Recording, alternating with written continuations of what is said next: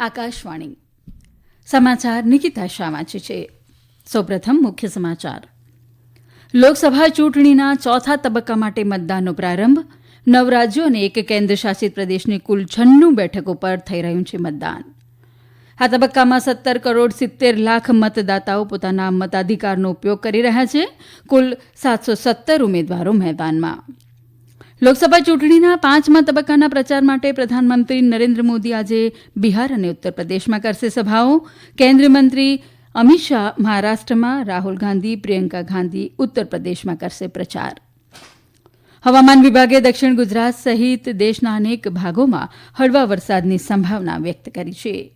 અને આઈપીએલ ક્રિકેટમાં આજે અમદાવાદના નરેન્દ્ર મોદી સ્ટેડિયમ ખાતે ગુજરાત ટાઇટન્સ અને કોલકાતા નાઇટ રાઇડર્સ વચ્ચે મુકાબલો થશે. સમાચાર વિગતવાર.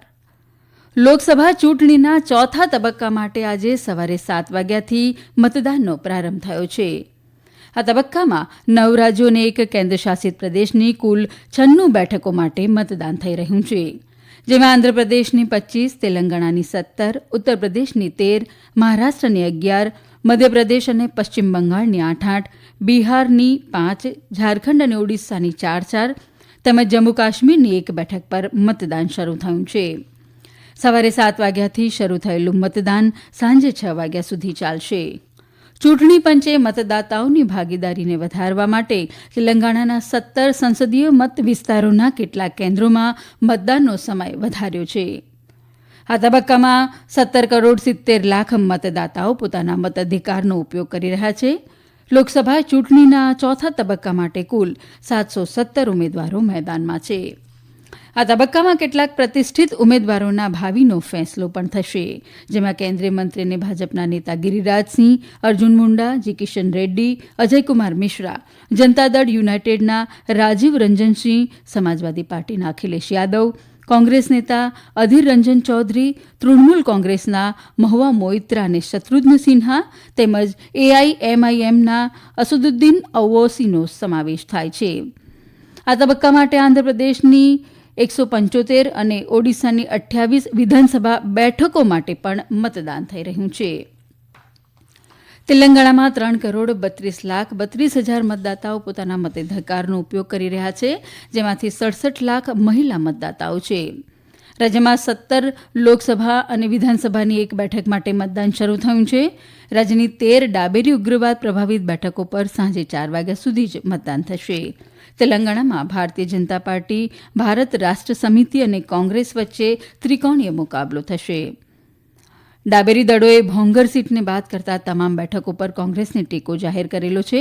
તો બહુજન સમાજવાદી પાર્ટી અહીં 15 બેઠકો તેમજ ઓલ ઇન્ડિયા મજલિસે ઇત્તેહાદુ મુસ્લિમ એઆઈએમઆઈએમ 1 બેઠક પર ચૂંટણી લડી રહી છે. તેલંગાણામાં કુલ 525 ઉમેદવારો ચૂંટણી મેદાનમાં છે.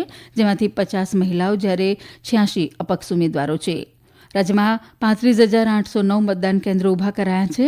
જ્યારે 453 સહાયક મતદાન કેન્દ્રો છે. જ્યાં 4 લાખ ચૂંટણી કર્મચારીઓ ફરજ પર હાજર છે. ઓડિશામાં પહેલા તબક્કા માટે મતદાન થઈ રહ્યું છે. અહીં કાલાહાંડી, કોરાપુટ, નબરંગપુર અને બહેરામપુર લોકસભા બેઠકો અને આ અંતર્ગત આવતી 28 બેઠકો માટે મતદાન થયું છે. પહેલા તબક્કામાં 4 લોકસભા બેઠકો માટે 37 ઉમેદવારો જ્યારે 28 વિધાનસભા બેઠકો માટે 243 ઉમેદવારો ચૂંટણી જંગમાં છે.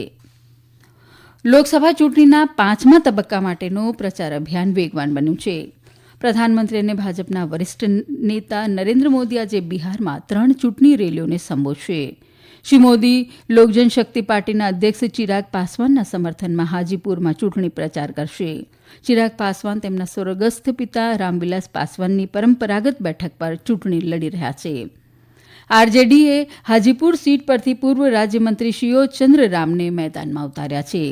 શ્રી મોદી આજે બપોરે એનડીએ ઉમેદવારોના સમર્થનમાં મુઝફ્ફરપુર અને છપરામાં વધુ 2 જાહેરસભાઓને સંબોધશે. તેઓ સવારે પટનામાં 10મા શીખ ગુરુ ગોવિંદસિંહજી મહારાજના જન્મસ્થળ તખત શ્રી હરિમંદિર સાહેબની પણ મુલાકાત લેશે. શ્રી મોદી મોડી સાંજે ઉત્તર પ્રદેશના વારાણસીમાં રોડ શો કરશે. કેન્દ્રીય ગૃહમંત્રી અને ભાજપના વરિષ્ઠ નેતા અમિત શાહ આજે મહારાષ્ટ્રમાં ધુલે અને પાલઘર જિલ્લામાં ચૂંટણી રેલીઓને સંબોધશે. ધુલેમાં શ્રી શાહ ભાજપના ઉમેદવાર સુભાષ ભામરે તો પાલઘરમાં ભાજપના ઉમેદવાર ડોક્ટર હેમંત સાવરાના સમર્થનમાં પ્રચાર કરશે. તો આ તરફ કોંગ્રેસના નેતા રાહુલ ગાંધી અને પ્રિયંકા ગાંધી વાડ્રા ઉત્તર પ્રદેશના રાયબરેલી ખાતે મહારાજગંજ અને ત્યારબાદ ગુરુબખ્શ ગંજહરચંદપુર ખાતે સેવા સંકલ્પ સભાને સંબોધશે. કોંગ્રેસના વરિષ્ઠ નેતા રાહુલ ગાંધીએ કહ્યું કે આ લોકસભા ચૂંટણીમાં મુખ્ય મુદ્દો રોજગારી છે. નવી દિલ્હીમાં એક કાર્યક્રમમાં યુવાનો સાથે વાતચીતમાં તેમણે આરોપ મૂક્યો કે ચૂંટણી પ્રચાર દરમિયાન સત્તાપક્ષ દ્વારા બેરોજગારી વિશે કોઈ જ વાત કરવામાં આવી નથી. રાહુલ ગાંધીના આક્ષેપનો જવાબ આપતા ભાજપના નેતા અને આસામના મુખ્યમંત્રી હિમંત બિસ્વા શર્માએ દાવો કર્યો કે કોંગ્રેસના શાસન દરમિયાન પૂર્વોત્તરના લોકોએ ભેદભાવનો સામનો કરવો પડ્યો હતો. નવી દિલ્હી ખાતે ભાજપ કાર્યાલયમાં બોલતા તેમણે કહ્યું કે પ્રધાનમંત્રી મોદીના પ્રયાસોને કારણે પૂર્વોત્તરના લોકો સાથે ભેદભાવ હવે ભૂતકાળ બની ગયો છે. આ સમાચાર આપ આકાશવાણી પરથી સાંભળી રહ્યા છો.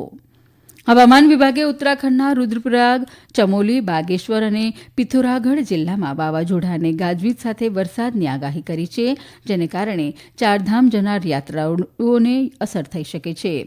આગામી 24 કલાક દરમિયાન દક્ષિણ ઓડિશા, કર્ણાટકના કેટલાક ભાગો, કેરળ, તેલંગાણા, બિહાર અને ઉત્તર પ્રદેશના તટીય વિસ્તારોમાં ગાજવીજ સાથે હળવોથી મધ્યમ વરસાદ વરસી શકે છે. હવામાન વિભાગ અનુસાર પશ્ચિમી હિમાચલના સિક્કિમ અને અરુણાચલ પ્રદેશમાં હળવાથી મધ્યમ વરસાદ ઉપરાંત કેટલાક ભાગોમાં બરફવર્ષા થઈ શકે છે. દક્ષિણ ગુજરાતના કેટલાક ભાગો ઉપરાંત બિહાર, ઝારખંડ, પશ્ચિમ બંગાળ, પૂર્વોત્તર ભારત, મધ્યપ્રદેશ, પૂર્વીય રાજસ્થાન, તમિલનાડુ, લક્ષદ્વીપ અને આંદામાન નિકોબાર ટાપુ પર વરસાદ પડી શકે છે.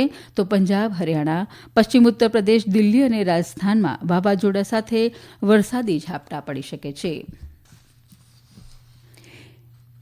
દિલ્હીના ઇન્દિરા ગાંધી આંતરરાષ્ટ્રીય વિમાન મથક, મંગોલપુરીના સંજય ગાંધી હોસ્પિટલ અને બુરાડી સરકાર હોસ્પિટલને બોમ્બ વિસ્ફોટની ધમકીવાળા ઇમેલ મળ્યા હતા.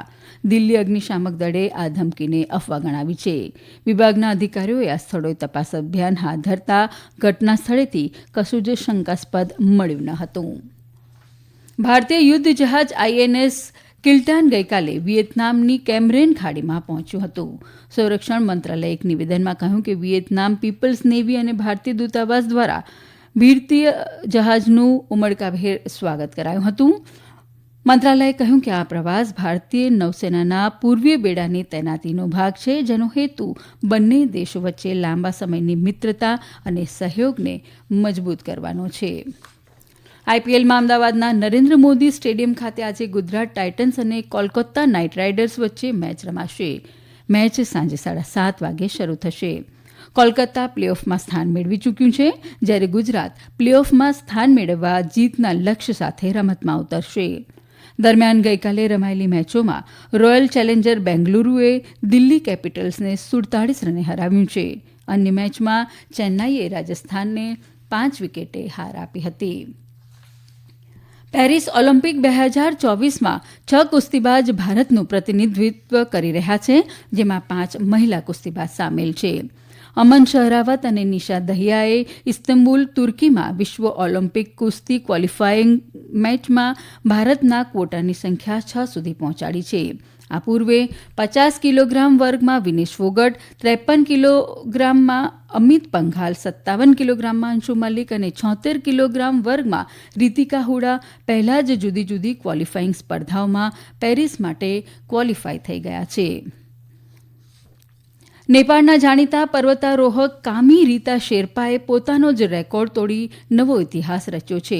તેમણે માઉન્ટ એવરેસ્ટ પર સૌથી વધુ વાર આરોહણનો પોતાનો જ રેકોર્ડ તોડતા 29મી વાર ચઢાણ કર્યું હતું. ઉલ્લેખનીય છે કે માઉન્ટ એવરેસ્ટ દુનિયાનું સૌથી ઊંચું શિખર છે. અંતમાં મુખ્ય સમાચાર ફરી એકવાર. લોકસભા ચૂંટણીના ચોથા તબક્કા માટે મતદાનનો પ્રારંભ. આ તબક્કામાં 17,70,00,000 મતદાતાઓ પોતાના મતાધિકારનો ઉપયોગ કરી રહ્યા છે. કુલ 717 ઉમેદવારો મેદાનમાં. લોકસભા ચૂંટણીના 5મા તબક્કાના પ્રચાર માટે પ્રધાનમંત્રી નરેન્દ્ર મોદી આજે બિહાર અને ઉત્તર પ્રદેશમાં કરશે સભાઓ. કેન્દ્રીય મંત્રી અમિત શાહ મહારાષ્ટ્રમાં, રાહુલ ગાંધી, પ્રિયંકા ગાંધી ઉત્તર પ્રદેશમાં કરશે પ્રચાર. અને આઈપીએલ ક્રિકેટમાં આજે અમદાવાદના નરેન્દ્ર મોદી સ્ટેડિયમ ખાતે ગુજરાત ટાઇટન્સ અને કોલકાતા નાઇટ રાઇડર્સ વચ્ચે મુકાબલો થશે. આ સાથે આકાશવાણી પરથી સમાચાર પૂરા થયા.